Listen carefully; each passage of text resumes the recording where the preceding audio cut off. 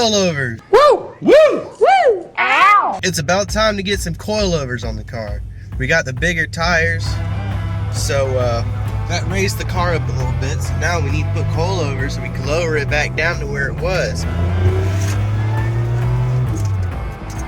It's a lot of fun. But anyways, so today what we're gonna do is, like I said, we're gonna be installing coilovers. Megan Racing coilovers.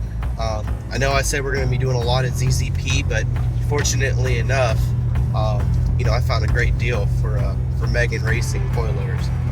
So I bought those from Coilover Depot, and they're sitting at the house. We might end up lowering it a little bit more than what we're initially going to do, but we're not going to do that just yet because I got to roll fenders. My fender roller is still in the mail, and it's not going to get here until like New Year's. Just stupid. So first things first, let's go over the difference of coilovers and lowering springs, because they're two different things. Lowering springs is just the spring. All right, it's just a spring that you put on your entire. You take your assembly apart and you put the springs. You replace the springs with lowering springs. They're not necessarily softer. They are a bit stiffer, but they're shorter and they allow your car to sit lower. It's a nice cheap way to lower your car, but you're sacrificing ride quality, reliability in general. If you hit a hard bump, instead of having those bump stoppers like on a coilover, you have bump stoppers. So if you for some reason do max out that coilover, you hit a bump so hard, there's bump stoppers that keep it from damaging itself. However, your stock shock absorbers, in which you would just throw the lowering springs onto, don't really have those bump stoppers. And if they do, they're probably so old they don't work. So it's not very likely for your stock shock absorber to max itself out, because they're not designed to do that. The upside to having lowering springs is that they're cheap.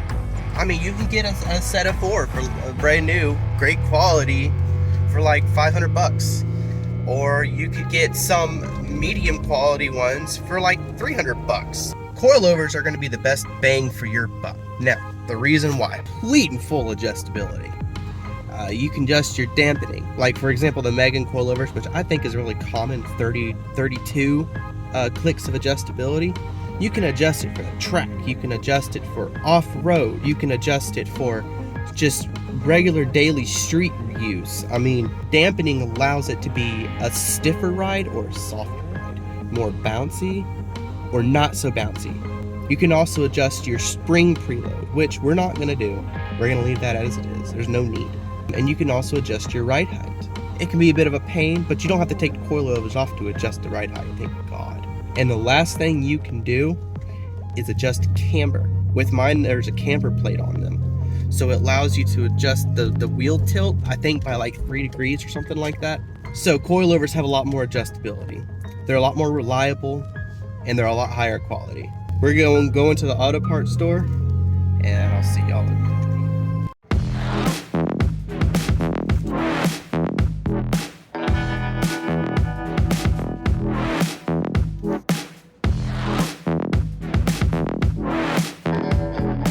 Alright guys, so we're here, we're about ready to go ahead and start the install, but first let's go over a few things with these coilovers. So these are the Megan Racing coilovers, alright? So let's start from the top. Right here is what you have a camber plate. It's called a camber plate. These bolts right here, you loosen these and it allows the camber plate to kind of tilt, and it gives you about a 3-degree difference when it comes to setting your camber negative and positive. It's really not much, but it helps. Definitely when you lower your car and you get that slight camber, you don't like it, or maybe you're going to the track and you want that better traction when you're going around turns a lot sharper, it'll help you with that. So next, you have your dampen adjustment right here. soft, this way, hard, this way. 32 different adjustments depending on how stiff you want your ride. Next, of course, you got your spring. And then right here is how you change your spring preload, and you have your locking washer right here, or sorry, not whatever. Right here, if you want to change the preload on your spring, you would loosen this one right here. I'm not going to do it. And then you would, adjust this one right here. It comes with tools to allow you to, I'll show you those in a little bit. If for some reason you accidentally mess up your preload, or you adjust those, which you really shouldn't do unless you know what you're doing, a good rule of thumb is tighten it enough to where you can rotate the spring easily by hand, just like that, where it doesn't go up and down, but it rotates like that. That would be, I guess, an acceptable preload, or I guess stock means. So right here you have your locker for your ride height adjustment. Notice this one's black, these are red, so you don't get this locker mixed up with this locker. Basically, you use your tool, unlock it, and the entire assembly will twist right here, spring and everything. The only thing that doesn't twist is this. But if it's off the car, you can twist this to adjust your ride height. And I mean, that's pretty much it. Very simple. So we're gonna go ahead and jack the car up. Now, when you jack your car up, use jack stands. It's safer to do it.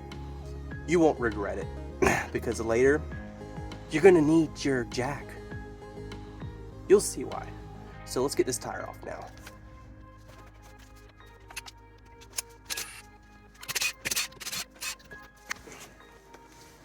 Alright, so here's our lower suspension components.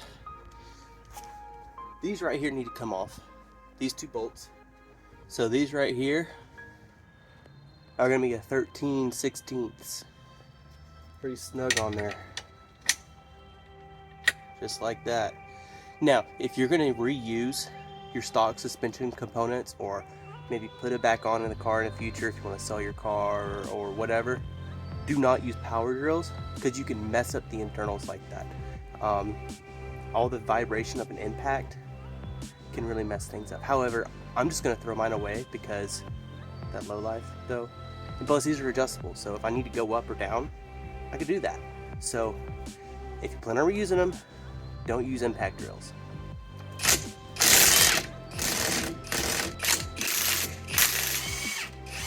If you're from the north, you northern boys, it's really hard because you have so much rust. Make sure you get some deep penetrator stuff or some liquid wrench or something like that to loosen that rust up. Apply heat if needed. Another good thing to remember is at this point would be a great opportunity to check your ball joints. Luckily mine are good because mine are still relatively new. I don't even have 20,000 miles on mine. So next, we need to get these bolts out. These are going to be tough because they're under pressure. So this is a good time for you to use your jack. So we're going to put it underneath the ball joint right here, or right behind it. Sorry, you don't want to put it on the ball joint, you don't mess it up. Right behind the ball joint on the control arm. You're going to lift it up just a smidge, so just enough to release the pressure off of these, and then get you a mallet and knock them out. Now on the top side, you take off these. I believe they're 15s, and don't touch this one. that holds it all. That holds this spring together. Don't touch that. You're gonna have a bomb go off if you do. Take these three off. All right, it'll drop right out. All right, so now we're gonna weigh the difference between the stock and the coilovers. So let's see, the stock part is roughly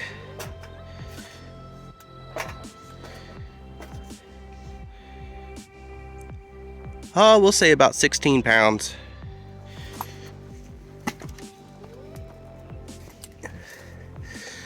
And the aftermarket coilover, much lighter. we're about 11 pounds. Heck yeah, so we're saving 5 pounds. All right, so we got the coilover in. Perfect. When you're installing them, keep in mind that you can twist this. You just gotta loosen this knuckle and twist this to where it's facing the correct way. On the top, to make sure that you get it in the right way, keep in mind these gotta be vertical, or I guess horizontal, like this. All right, so we made it this far. This is where we're gonna need our jack, for sure. So you're gonna take your jack, you're gonna slide it up underneath here, just like we talked about.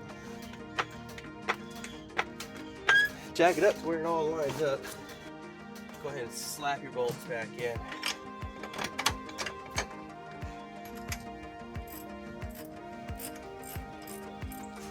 Once you tighten these back down, if you want to go ahead and measure this so that way you can get the other front the same length, you can count the threads. You can just use a ruler or a tape measure or whatever. Works perfectly fine. I'm going to use a tape measure, and then I'm going to go do the other side, and then I'll come back and show you how to do the rears, because the rears are going to be a little different. It's time to sit it on the ground. BMWs, man.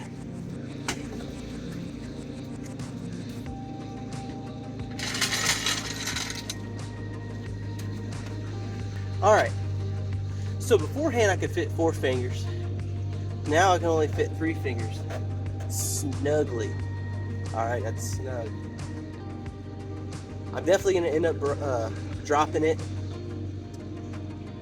I'd say about another ½ inch.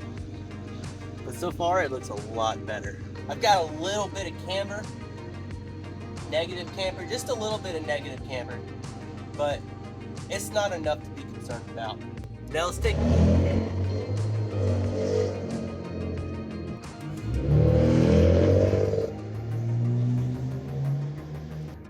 a look at our passenger side. It's a lot more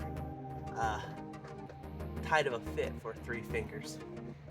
I would say it's more of a 2 finger. So this right here is what I'm going for more. This one has got less negative camber.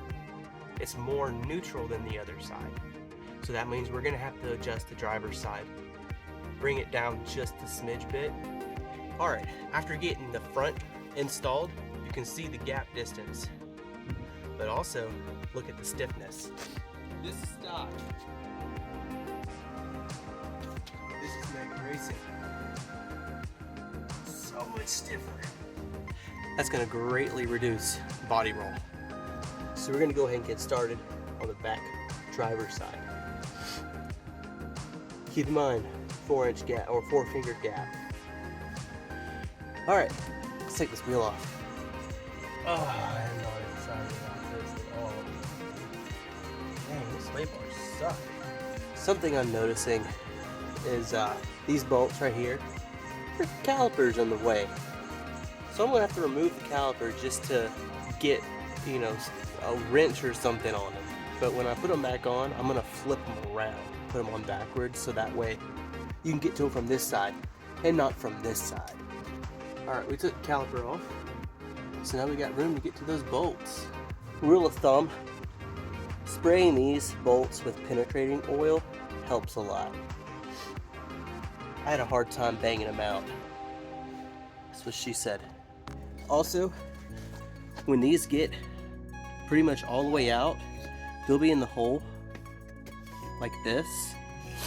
Put a 19 wrench on there and basically loosen it like a regular bolt. It'll come out. Once you get these 2 bolts out, you're gonna have to go to the top. And unfortunately, the top is in the trunk. So you're gonna have to remove this little boot from the top. And just like the front, you got 3 bolts to remove. And that'll drop the top hat out of the top. Hat. Yeah. So once you get that bolt, that bolt, that bolt from inside the trunk undone, which by the way, it's a 15. Using one of these helps a lot. It should just come on out just like that. I need 2 hands to do this, so give me a sec.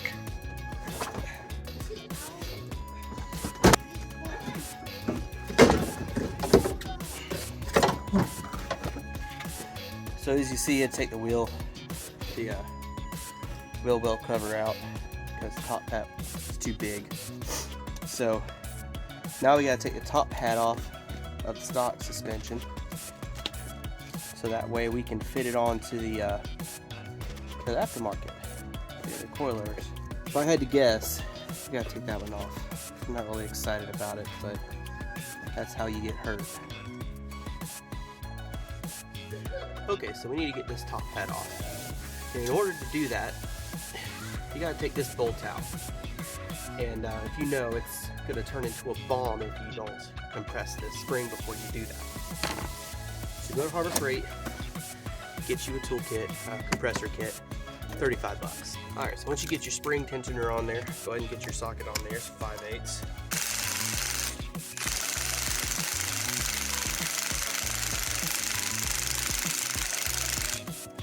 Now that it's nice and tight, you can go ahead and take this bolt off now.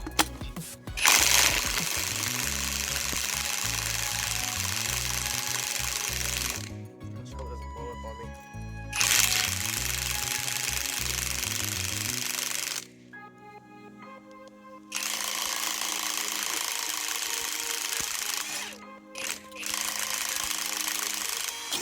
Oh, that always makes me nervous. Whew. We're good. Now that we got our top hat, we're gonna put the top hat on our rear coilover for the driver's side. Make sure these bolts go up. So just like the stock one, it'll go on just like that. You're gonna put this on there like this. And if you want to use your stock nut, if it's in good condition, you can. But I'm gonna use the one that it came with because it's got the plastic Loctite in there.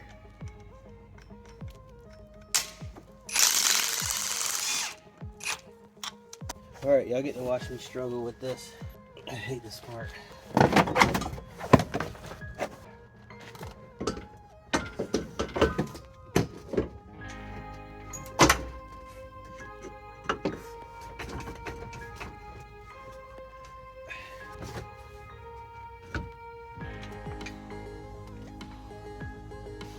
Alright, so now that I got these 2 bolts in right here, I'm sorry you can't see them.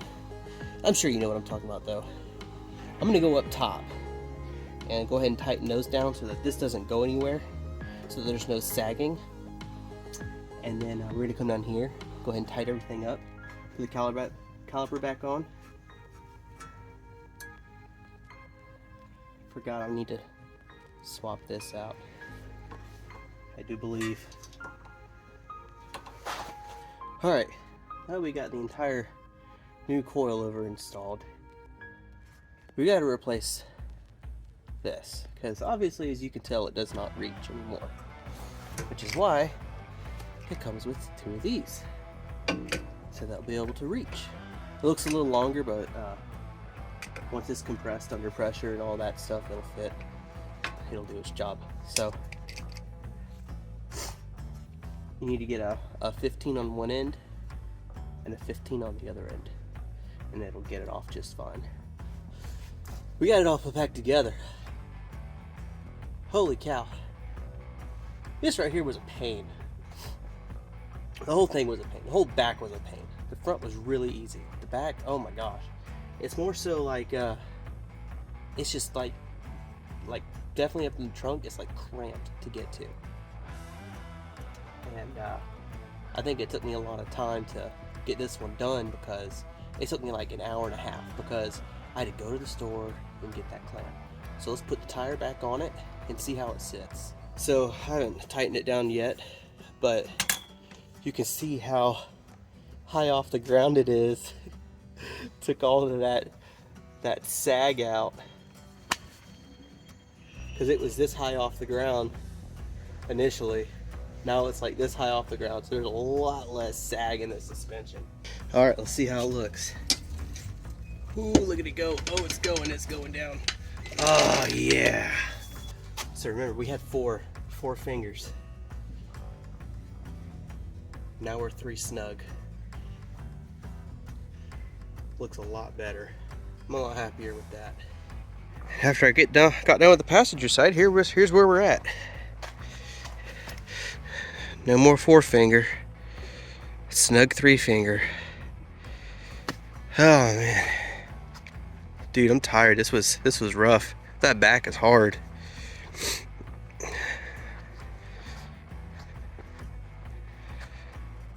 All right, well, remember, once you do this with your new coilovers, you got to break it in. So it's gonna sit a little bit lower after I break it in. So I'm gonna go do that. Thank y'all for watching. Next video is gonna be about rolling fenders. So look out for that one. So I'm gonna need it because we're gonna go a little bit lower eventually. Right now, I need to get used to this stiffer suspension. So until next time, thank you guys. See ya. Real quick, let's test them out. Let's see how it feels. Oh, oh my God! Woo! I fishtailed it.